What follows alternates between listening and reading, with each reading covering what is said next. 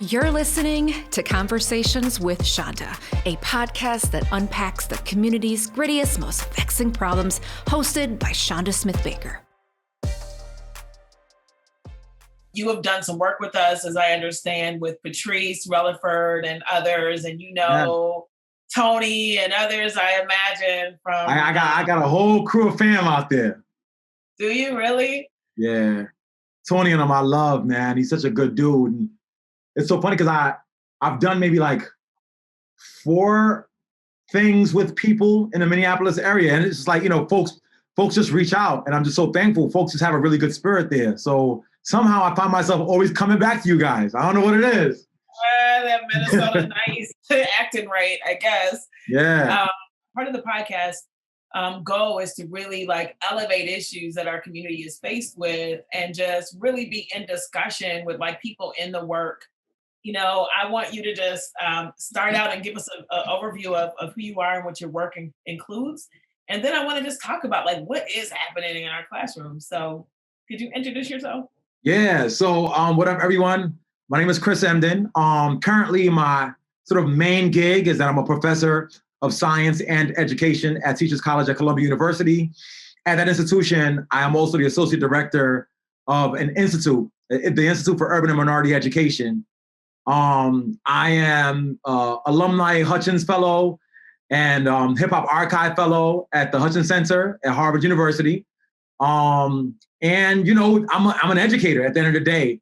And I see myself as a person who is able to navigate multiple worlds and glean from those worlds a perspective on where we have been, where we are, and where possibly we may go as it relates to education. I'm a firm believer in a radical perspective of teaching and learning, radical in the sense of like an Angel Kyoto Williams take on the root, like getting to the root of it, opening up space to dig into the root, and then reimagining, like future thinking. So that's me.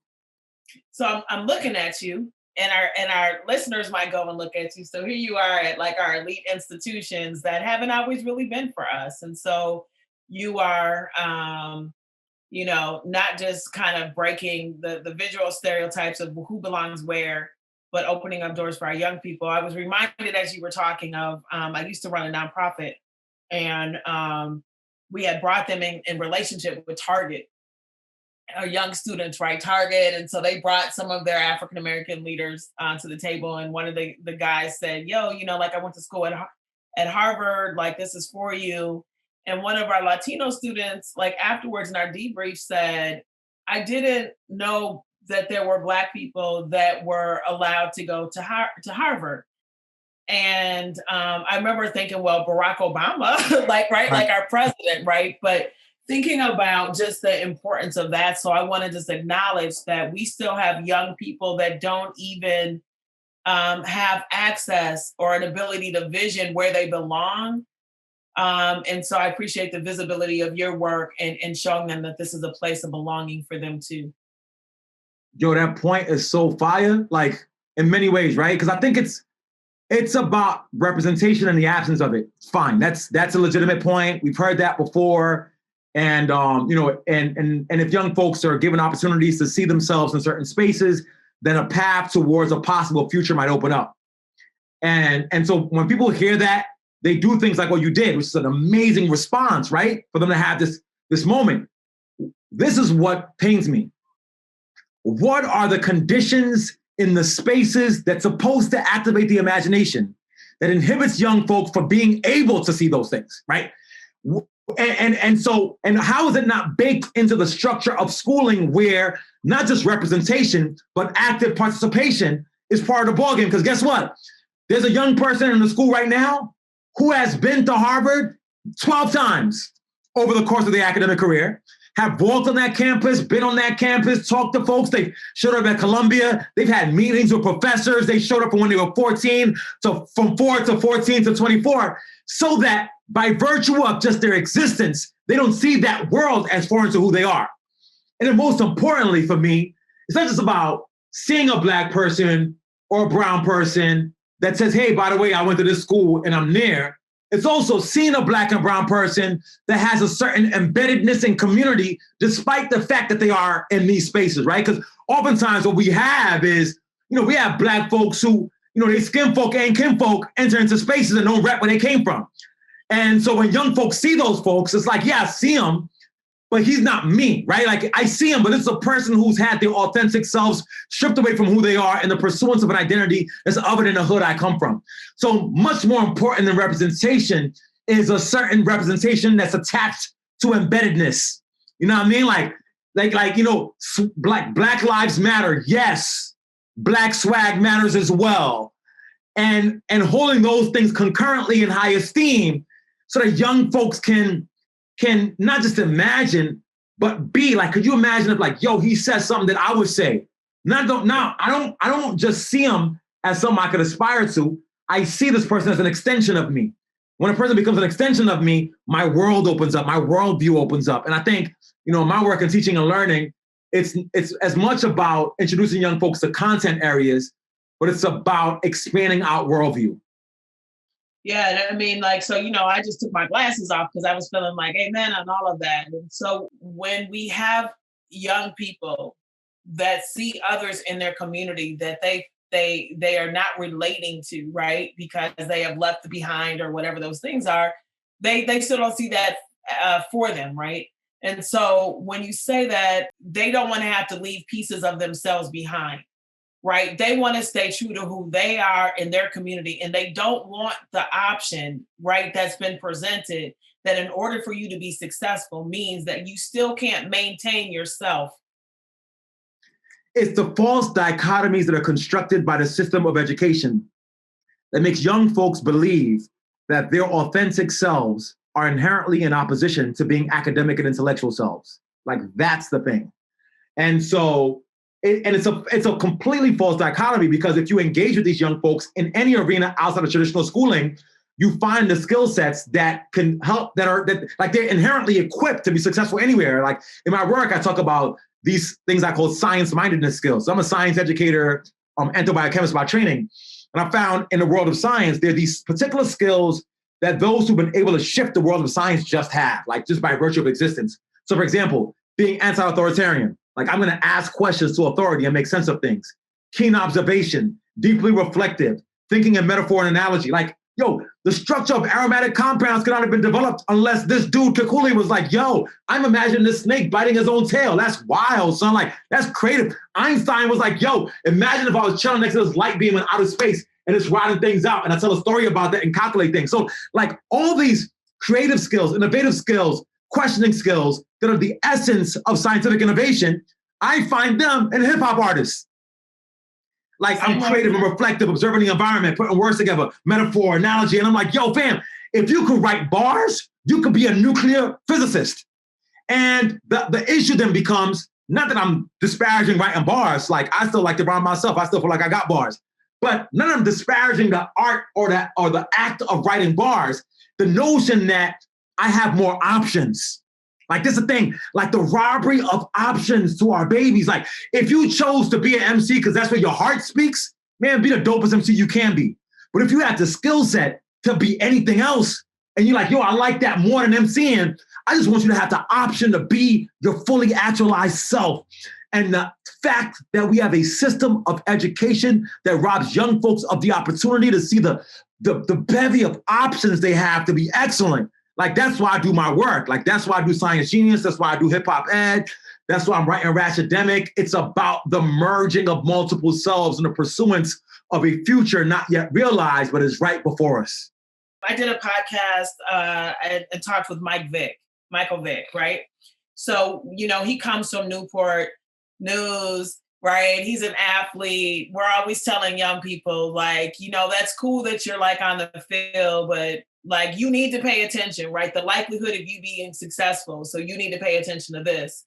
And it is presented as though it's an option. Yep. Right? It's presented that if you're an athlete and you're good, that means you're not smart and you're not serious about your academics, right?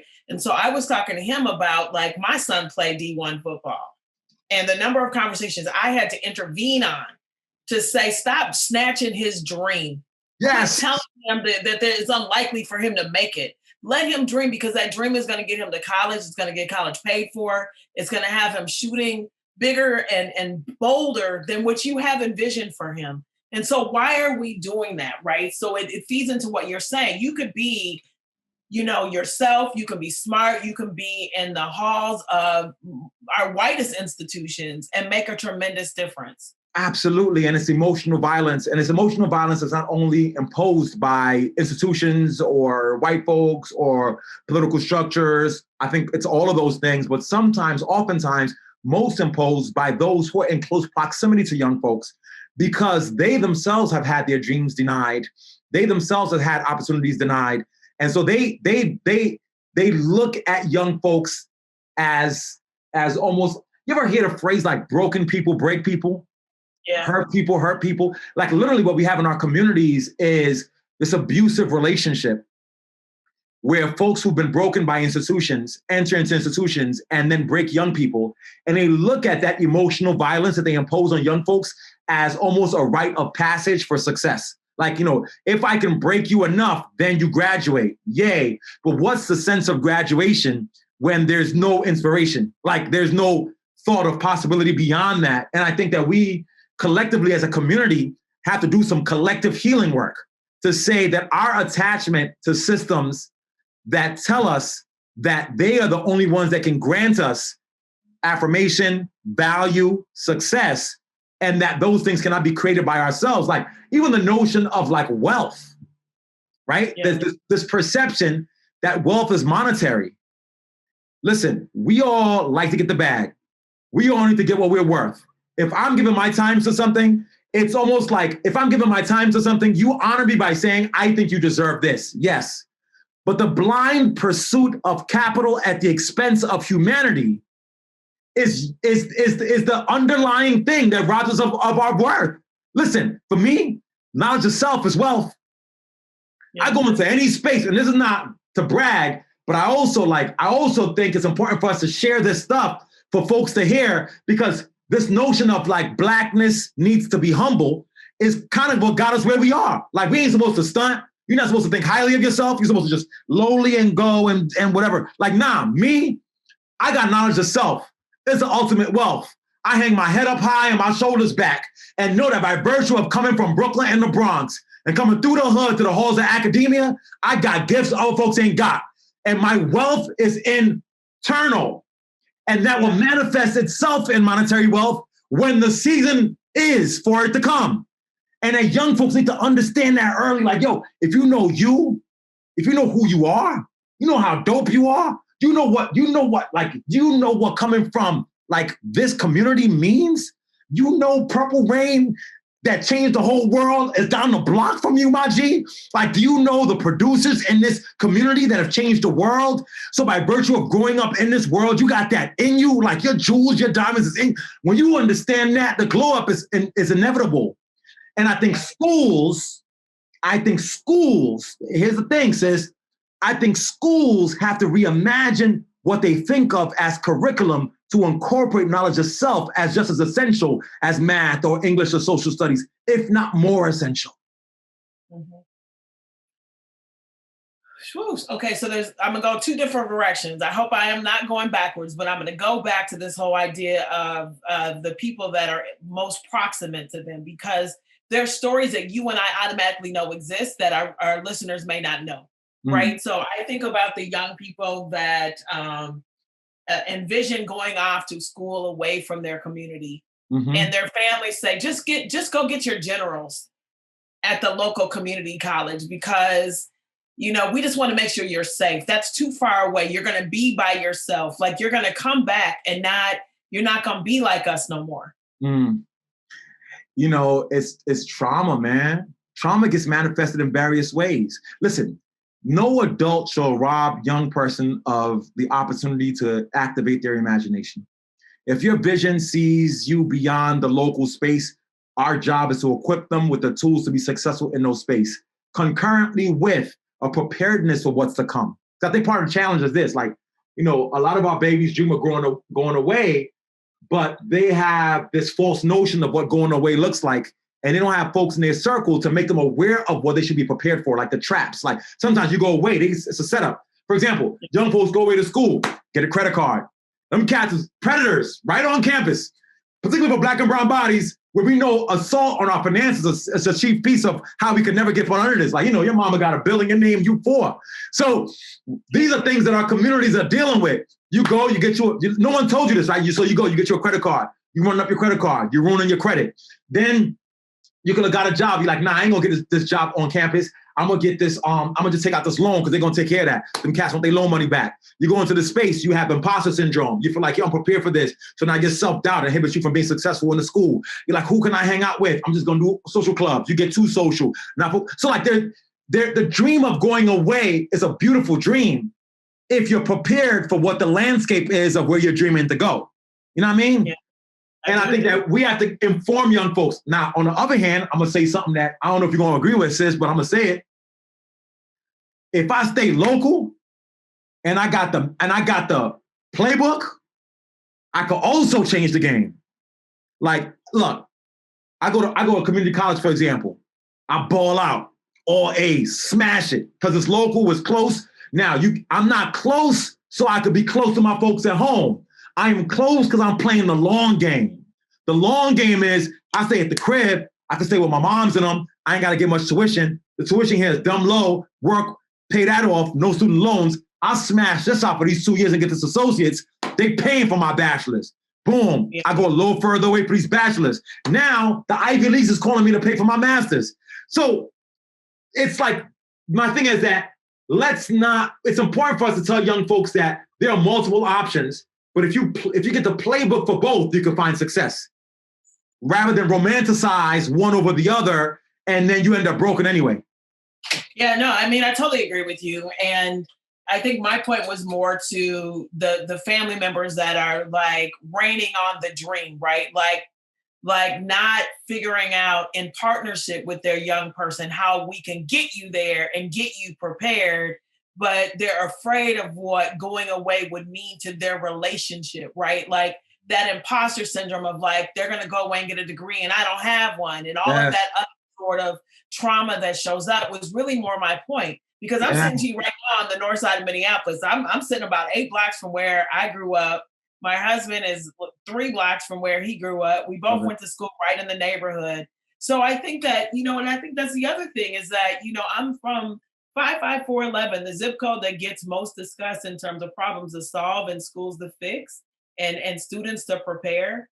And there are so many people from this neighborhood that are doing amazing things, including Prince. Prince was like, he practiced like across the street from my house. And Andre Simone and a lot of Black brilliance and community brilliance that have risen from the concrete, if you will. And I just think that we have collectively described our neighborhoods as hopeless, and that we need some charitable action to come in to like fix it. And all we need is ourselves, and all we need is a articulation of the stories of those who've been successful. And like, when you talk about you and you talk about your husband, this is one of my quotes that have resounded with folks, but to me, it's like a mantra, is that education is not a tool for leaving your neighborhood, right? Like education is about being able to get the information to help to improve it. Like it's not a way out. And if everybody's making their way out the hood, who going to improve the hood? Matter of fact, and you're going through this right now, if everybody's making their way out the hood, all it does is lessen the value so other folks come buy it. Like you sitting around like, yo, how the hell they became my neighbor? And they bought the whole thing out. And so it's about reinvesting in our communities, and reinvesting in our communities, not just in like sort of financial sector or real estate, but reinvesting in the young folks to say, yo, get what you get to come back and make this better so that we can all live better collectively. And that, it's the Afrocentric idea of lift as you climb. At the end of the day, those premises don't lose us. Like Sankofa is real. And if we learn Sankofa in 4th grade, we think of ourselves differently. Yeah, if. So, so now we're going to talk about schools a little bit, and we've talked about it, but you have, I was stalking your Twitter a little bit. And so someone talked to you about hearing your 7 rights that all students should have in a classroom as something that was completely brilliant. And I'm wondering if you might be willing to share that with us. Yeah, man, look, the premise behind those rights, these are not rights that Chris Emdin made up, right? These are And here's the thing I want everybody to understand, and particularly for those who are listening who may be from the academic community, there's nothing that you are creating, there's nothing that you're making that's going to save Black and brown bodies that does not exist in the imaginations, the hearts, and souls of those populations already, period. Let me add a T to the period. You know what I mean? Like, you know what I mean? Like, and so if anyone hears something from me that they feel is a jewel, it's because I got that from the hood. And I have the platform to articulate what I've heard in the hood or heard in the world. And so I have a framework that's a little complex, and it's ever evolving, because everything is always evolving, that includes these 7 C's of a concept I call reality pedagogy that match up with the 7 rights of the body as they've been articulated in Buddhist tradition. And the merging of the 7 C's of reality pedagogy and the 7 rights of the body restores rights to young folks and communities that then folds into practices that should be implemented in classrooms. Okay. The 7 C's of reality pedagogy are co-generative dialogues, conversations that educators must be having with young folks, having with communities about how they're doing and meeting the needs of those communities. You cannot be teaching nobody if they can't tell you like, nah, I ain't like that lesson. This ain't working for me. So co-generating conversation with communities, with young folks, so they can share with us what their perspectives are, and so we can co-construct things to do to make the next experience better. Not the world better, not next year better, like tomorrow. So boom, y'all high five about that lesson. Did I kill that? Was that trash? Did I hurt your feelings? Did you like it? Did you not? Word is how you felt. What are we gonna do about it? We'll come up with something together. We both could do it. We'll do it tomorrow. Like an immediate feedback loop. So co-generative dialogues. Co-teaching, recognizing that those who teach are not those who are credentialed alone. That those who teach are those who've been called to teach, and those who've been called to teach may not have a teaching license, may not have gone to college, but you hear them talk and give their sage wisdom, and you understand that they've been called to teach. And so allow those who've been called to teach the credentialed about how to teach. You know what I mean? So reaching out in that hood, in that community to understand who them folks are. There's that one cat on the block. He be there all night long because he hustling. But he has an ability to connect the young folks in a way that nobody else understands. Do not write that person off. Do not identify that person as being the worst in the community. That person may be doing what they're doing because they ain't got no other options. But if you gave them the platform, not saving them, the platform to utilize their gift to help young folks be edified, they would do that. And so co-teaching is allowing the hood to teach us, allowing the babies to teach us about how to teach. Cosmopolitanism, creating and constructing community. Having schools feel like extensions of community. The extent to which a school is successful is the extent to which that school replicates the social structures of the community that school is embedded in. If the school is that place separate from, we're going to save them from that community. If they ain't got the same language, the same discourse, the same spots that y'all hang out at, the teachers don't go to the same pizza shop the kids go. If there's a separatedness about the institution that is not embedded in the social fabric and dynamic of the community, that school is useless. Yeah, I said it. It's useless. Now, this does not mean that you don't hold young folks to loftier goals. It doesn't mean that you don't open up possibilities, but you can do those things without being disparaging to the community where you're physically located. You know what I mean? So that's co-gen. Imagine schools that aren't disparaging to the community, the people they're trying to serve, and the people that support the schools that are supposed to support the kids.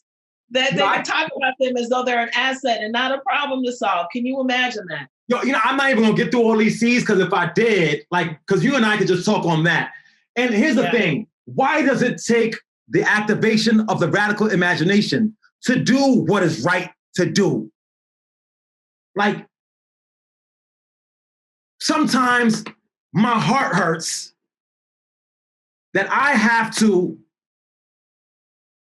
sit at Columbia and talk about cosmopolitanism as articulated through the frameworks of Kwame Appiah as an extension of John Dewey's notion of entering a child's mind, when all I really want to say is, get the out the building and go talk to the hood. The hood knows how to make this better. Pardon my language. And it's like, it hurts. It hurts to be perceived as radical to do what is right to do. Yeah. It hurts to be ostracized by the intellectual community for knowing what has been glowingly apparent. And so I don't know, man. Like my hope, my prayer is that this moment, sociopolitically, where there's voice to the articulation of the concept of Black Lives Mattering, where there's an understanding that those who've been called or chosen to help us be safe make us feel unsafe. That those who hold political power are children masked by title, that our children could not even stoop that low to be. Like, in a world where the cloak is being pulled to reveal the hypocrisies in our society, that what you and I are articulating becomes more clear. It's my only hope and prayer. Yeah. Yeah. I mean, there's a depth of pain in there, right? And I tell people, like, being from the neighborhood, like, people say, well, talk to me about what it means to be a woman leader. Okay, I can do that. Talk to you about what it means to be an African-American leader. I can do that. And then I always say, let me talk to you about what it means to be a leader from the North Side. Talk. Because there is geographical problems too, right? Where you have created a narrative about a whole neighborhood, a whole community in which you are stripping it from its assets, right? As a way to demonize a neighborhood. And then you want to come in and do work. Right. Well, and so you're getting over in your head. You have to be able to reimagine something and get through all of the, I'm not proficient. My neighborhood's bad. Someone's got to disrupt my trajectory. Sis, but that's the cycle. Like you are articulating so brilliantly and clearly the cycle that I want our audience to hear, teachers, young folks, whoever to hear, because you cannot interrupt the cycle unless you face the fact that the cycle exists. The narrative about the underperformance or the lowliness or the inefficiency of a neighborhood is required if there's a financial structure that is based on saving it. If everybody in the hood passed the test, $1 billion industry of test prep is gone. If everybody in a neighborhood feels fully actualized, a whole community and scholarly body of work around community-focused interventions is broken. So these cats construct tales of our downtroddenness so they can create industries about our victimhood, so they can perceive themselves as savior and make it a generation of income and a generation of status mechanism. Once we understand that, we interrupt by not being complicit in the articulation of the story. Look, if you're always telling stories about my downtroddenness, you will always see me as a victim, and you will never see me as a victor. And if you make me complicit in the narratives about my downtroddenness, well, damn it, I've done your work for you. I'm your marketing scheme for my brokenness. This is why, look, this is why a restoration of our collective humanity is the most essential piece of any revolutionary work. This is why down the line, where you're talking about Malcolm X, or you are talking about Marcus Garvey, you're talking in the global spectrum, you're talking about Franz Fanon, you're talking about Walter Rodney, let me bring some sisters in here. You talk about Septima Clark, you talk about Harriet Tubman, any of those folks, their fundamental piece of their narratives were, Harriet Tubman, they said, historically said, I freed XYZ amount of slaves. I would have freed so much more if they didn't know that they were already free. Like, it's about the psychological work first. And so any of the folks I articulated so far, if you want to say, what is the thread in Septima Clark, Malcolm X, Walter Rodney, and Fannie Lou Hamer, is that they all collectively understood that when our minds are free and our souls are free, our bodies will follow. And so when you have a school system that is predicated on not feeding the mind, not feeding the heart, and not feeding a sense of self, there's no question that we're going to continue to replicate these cycles of oppression. So, Dr. Howard Fuller? Yes. Right. And so, Harriet Tubman, right? Like, we would have freed more if they'd known they were slaves. And then Howard is definitely known for saying, like, my goal is to free all the slaves, but in the meantime, right, I'm going to get all of them I can get, right? Yep. Like, if my job is only to get 10, That's what I'm gonna do, right? Like I'm taking his words and expanding upon them. But I think that there's such an important understanding of both our ability to be in the work and understanding the victimization that we have had as we're moving, right? We're in these spaces where we both have been victimized, and we're also creating space for others that hopefully are not going to be victimized, right? Mhm. So the way that you approach schools and young people is through a point of view that I think is very necessary for others to hear about. And so you have brought hip hop to the classroom, hip hop to the sciences. Yeah, Can you share a little bit more about how you got there with that and what it has done to how you see teaching? everything. So I'm gonna say this for like when I was in high school, and no shade to my high school, it was a great school, and it was a specialized public high school. You had to take a test to get in, all that. Um, the thing I looked forward to the most every single day was the cipher in the cafeteria. Like that's some days that's why I showed up. Like I showed up to be on the 7th floor of that huge building while my friends created beats on lunch tables and we freestyled. And there was something about the rhythm, the camaraderie, the connectedness, the creativity, the imagination, the thoughtfulness, the critical listening, the critical reflection, the nimbleness that was being embodied in that moment.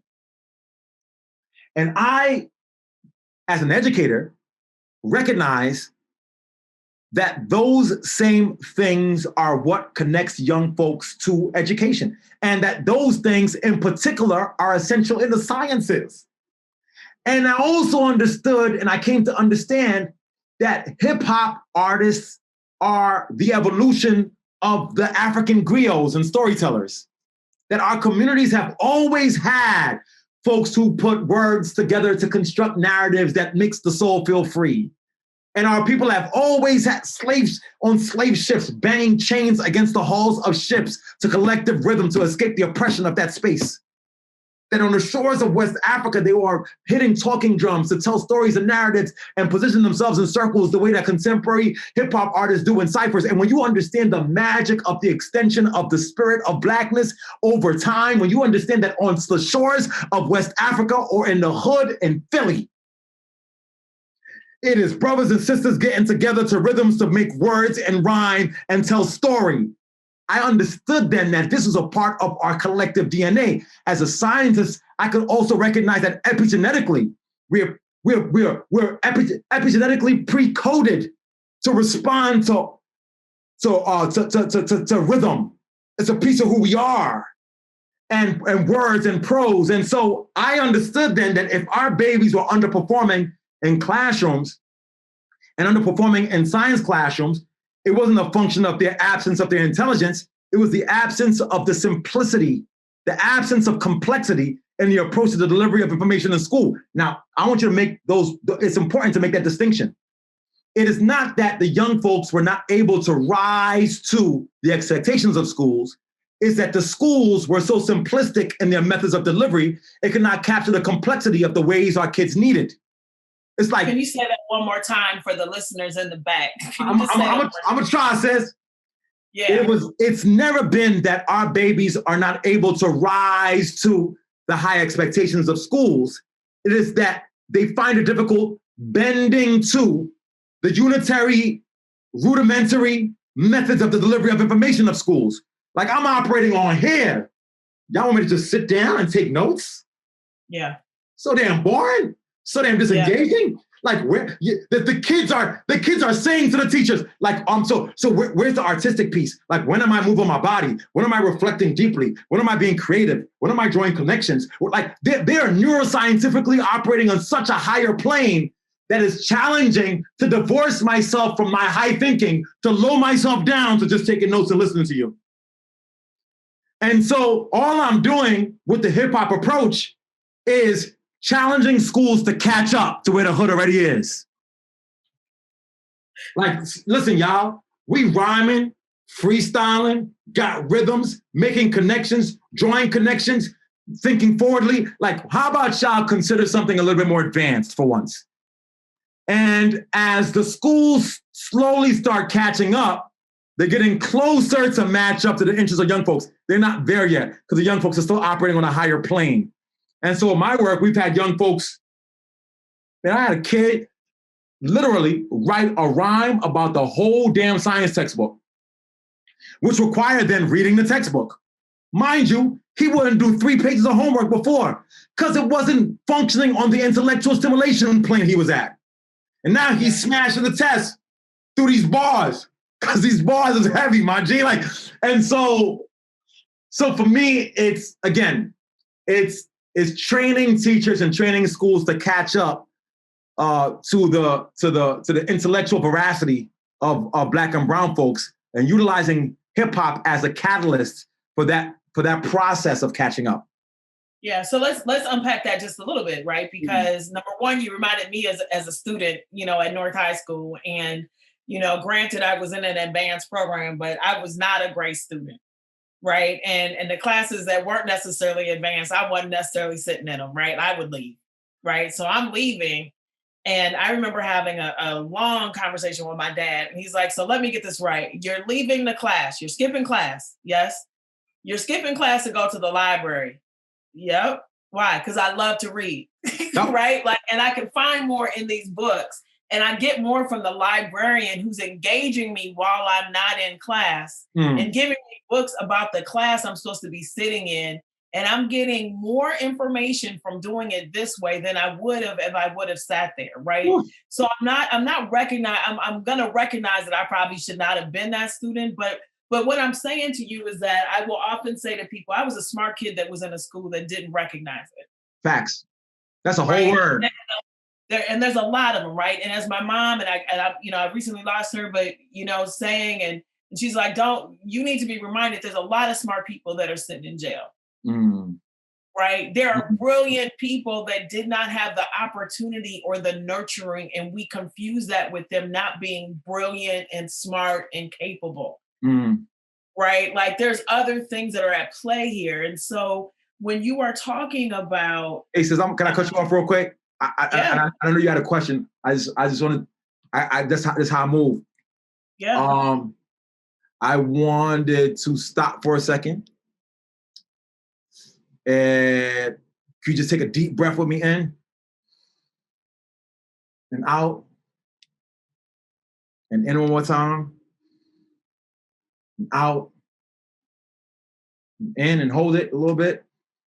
And then I want to say, I want to honor the spirit of your mother that you recently lost, that we will not mention her and keep engaging in conversation, but we will mention her and honor her, what she's done to bring you to where you are, how you are the living embodiment of who she wanted you to be, how with your time left on this planet, you will continue to make her proud and move towards her grandest visions. And may her soul rest in eternal peace and power. Amen. Yeah. Amen. Thank you for that. It's been a time. I can imagine. It's been a time. And so what my question was is that you're saying that the schools need to catch up with the students, but the schools think that the kids aren't proficient and therefore they're deficient. And so there's a framing problem. There's a reality problem. There's a gap in understanding. There's something here, right? And so it goes into the way in which we have defined and articulated success based on capitalism, right? The test. And so, and I'm not sure the test was designed to be used in the way it's being used to separate those. Well, can we talk about that then? It wasn't. It was not. Then, first of all, any assessment that only captures the expression of intelligence in one mechanism is a faulty assessment. It's number one. Number two, any assessment that's being used to assess the intelligence of a young person that does not consider the variable of the interest of the young person in what is being assessed is already automatically inaccurate. So for example, If I go to a school in the community and I give them a test to see how proficient the kids are, the information I'm receiving from that assessment is fundamentally flawed because the young folks are not performing in a way that is based on their interest on the assessment. So the assessment is inherently flawed because the variable of student interest and passion has not been included into the mechanism for the assessment.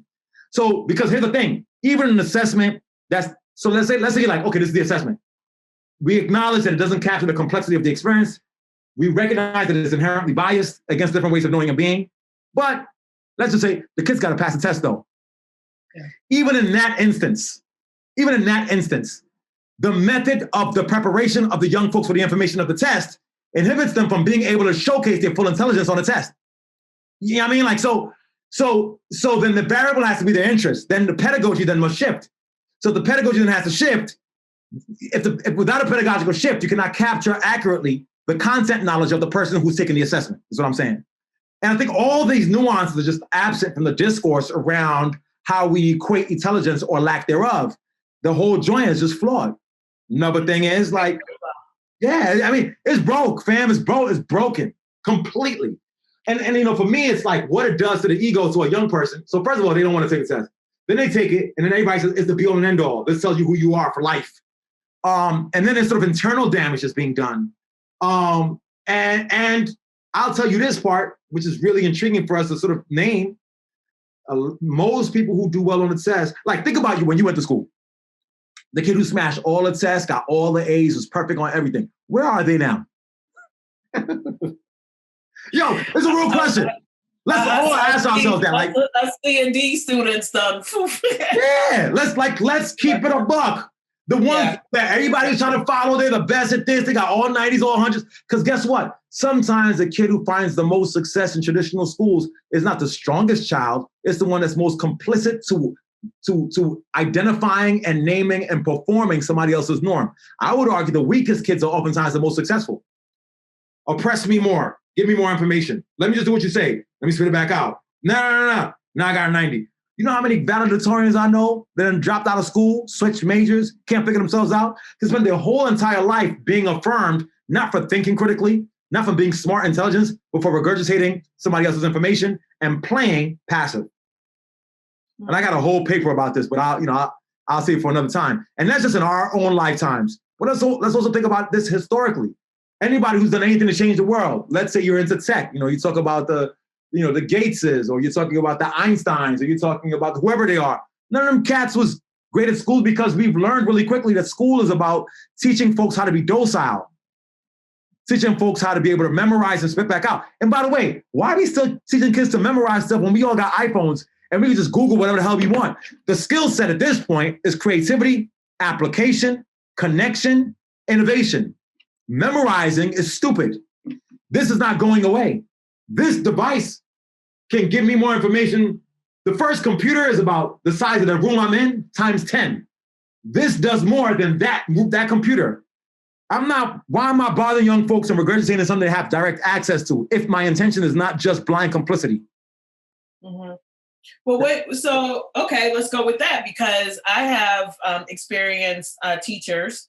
And I have 5 kids. I've been in a lot of schools. I used to say I've been in every school system except for homeschooling, and the pandemic has kind of changed that. Now you've done that too. Right, like private, charter, all of it. I've been through it. I have lots of feedback and real life experience in that, right? But in these times, I've had teachers call and say, well, have you checked the parent portal? Or have you done this? Or I've had teachers say, well, I really don't know how to use. They don't even know how to use some of the technology that's available for them as teachers, right? So what brings me to the point is that the only way that schools can really advance to what we're talking about is if the way teachers are taught changes. Absolutely. Not just the way they relate to students, because that's really important to the culture. Like I said, we were going to get to it. We've been getting to it in an ongoing way in this conversation, but how do you think that we should be thinking differently about how we educate those people that want to be in front of our kids? We need to expect from them what we're saying that they should be doing for young people, period, in schools of education. And people ask me all the time, why am I still an academic? Like, why am I still in higher education? For that reason alone. My heart is with young folks. My heart is in communities. But I've got to do this work from the vantage point of higher ed because I get a chance to work with aspiring teachers, people who are teaching right now, and those who are training to get their doctoral degrees to be training teachers. And for me, I knew that if I took a couple steps back, I can create more of a web. And there's some things you can do differently. I mean, the first is, teacher education programs just like classrooms. They come in there, they learn some theory, they memorize it, they write final papers, they keep it moving. There's no piece of it that's about reflection. In my courses, we open up with helping my teachers to understand who they are. Mm-hmm. And if need be, whose they are. But that's a whole other conversation. That is. But who you are, what brought you to teach? Who was your favorite teacher? Who was the teacher you hated the most? When you are teaching, are you closer to the person you hate or the person that you loved? Why did you love them? Why did you hate them? Who do you aspire to be? What do you see teaching as? Is it activist work? Is it replication work? Are you relying more on lesson plan or relying more on just asking them questions to question, asking them questions is a metacognitive kind of thing. Asking them questions to question why they're doing this and what their practice is. Because oftentimes, back to the broken people, break people, they've been broken themselves. Yeah. And it's a societal thing, societally, we don't value teachers. You know how we don't value Black and brown children? We don't value teachers. We're like, so science is about training, blah, blah, blah. I go to work with my friends who's still in the sciences or whatever. Yo, Chris, you still doing that work with the schools and the kids and all that? You are? You're such a good I literally, now I get that's so nice, it's so sweet. Like no one recognizes the intellectual veracity of understanding the complexity of delivering information to other people. I think societally we do that. And so when you devalue teachers, they don't have value in themselves. So they don't go train themselves. Like teachers don't see themselves as needing to go and develop their practice. Like teachers don't, my teachers, they record themselves while they teach. They go back and watch game tape. Like I tell my people, you're the LeBron James of your classroom, fam.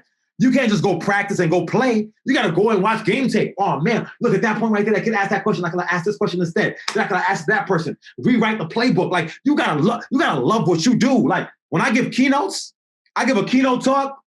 I leave it alone for a bit. I go back and watch my old keynotes from 2017. Oh man, Chris, that metaphor ain't hit. That analogy was kind of whack. Yo, you had this one story. You should put that in there. And that's what I did in the classroom. And so teaching teachers to be reflective, teaching them to be nimble, teaching them to be innovative, and teaching them to be able to understand that education is a localized enterprise.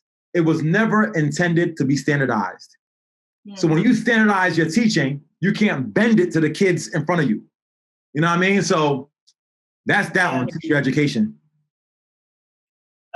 What about critical race theory, right? We have teachers that are going into classrooms and neighborhoods that they are unfamiliar with. And so is there a responsibility, you think, of higher ed to be thinking critical race theory and to allow our new teachers and teachers that are continuing their education to get familiar with neighborhoods from inside?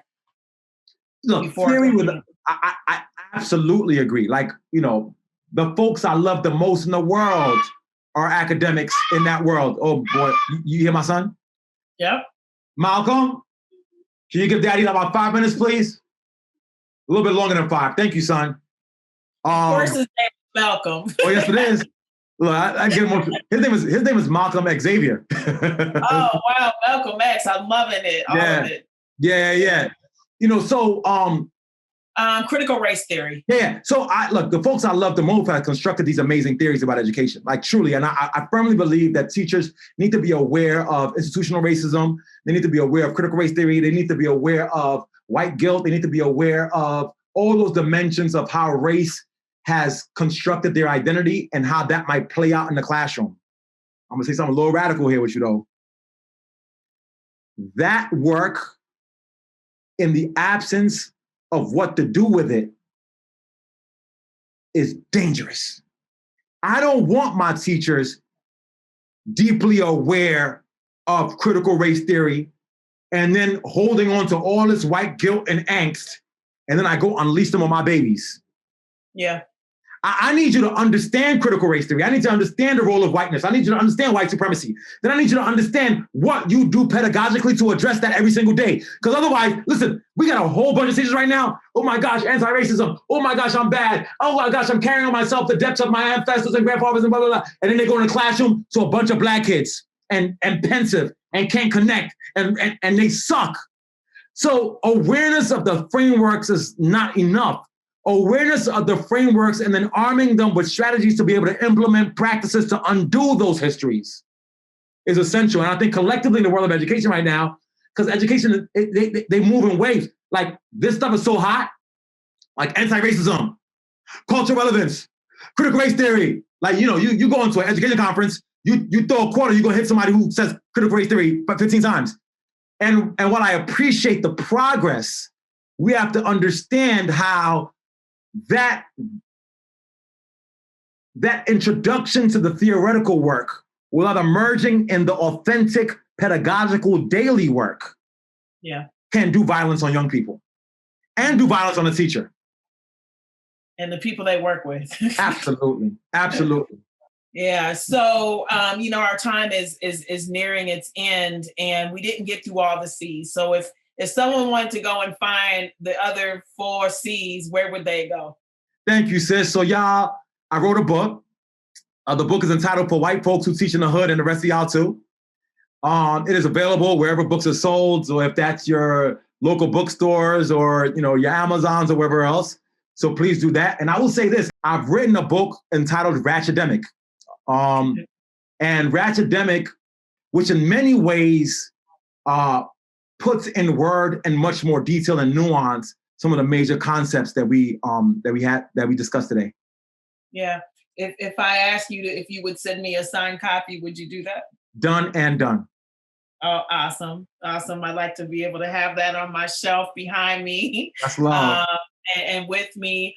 I appreciate it. I could see that, again, you have the book, you have a new book that's coming out that people can do on pre-order. You have your TED Talk, and you love our city. So we hope to have you back when travel is available again. But I just want to acknowledge like the depth, we could literally have 5 more of these conversations because we've hit on some really big things. Yeah. And I hope that the listeners continue to think about what does it mean to be relevant in education and to know the students and to see their brilliance and know that your job is actually to keep up with their brilliance. That's right. Right? Like if nothing else, your job and education's job is behind where our kids are. The kids know it, parents know it, and now we got to get the system to understand what it needs to do to get caught up. Facts. And we talked about narrative, right? The importance of narrative, both positively. Who do they need to know? Who do they need to see and have access to that shows them that they are this person, they're an extension of me. But narrative is also not good when you are being developed by your deficiencies, right? You're being indoctrinated into, I'm not proficient enough. I'm not good enough. I don't fit here. And so narrative, right? What are we doing to the psyche of our children? Which direction do we want them to go in? And do our behaviors and our practices get them there? And if not, you need to interrupt it and find a new path. And so this is an exciting conversation. How do we provide them the space that nurtures, honors, respects, and develops, right? Nurtures in partnership, and co-learning, co-teaching ways, right? That waters those seeds so that they can grow up and spread more into the communities that we love and care about. So I thank you. I'm gonna let you get to Malcolm, Xavier. Yes. Sister, you are light. You are light, so insightful and so thoughtful and such intelligence and grace. And I gotta go check out all your other podcasts so I could be a fan, you know what I mean? As well as being a guest so I can go geek out on those other interviews. But thank you so much for creating space for me, and wishing you all the best and wishing you good healing in this season. If you'd like to explore more content and join our community, find us at conversationswithshonda.com. We have a wonderful collection of episodes featuring notable guests that you can enjoy on YouTube or wherever you get your podcast. And I also invite you to follow our journey and add us on Instagram at Conversations with Chanda. Until next time.